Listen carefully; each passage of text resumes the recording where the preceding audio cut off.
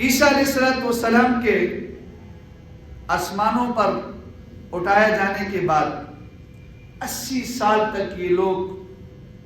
عیسائیت پر قائم تھے، اپنے دین پر، اسلام پر جو ان کا دین تھا یہ حق پر تھے،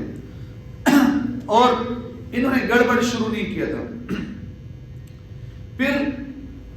عیسائیوں کا یہودیوں کے ساتھ گھمسان کی لڑائی ہوئی، اور یہودیوں میں ایک بہادر آدمی تھا جس کا نام بولس تھا،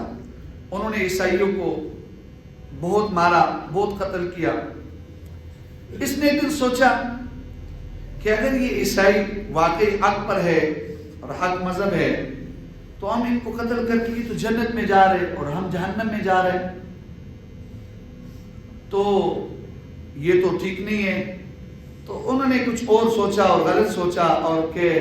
ان کو بھی اپنے ساتھ جہنم میں کیوں نہ لے کے جائیں۔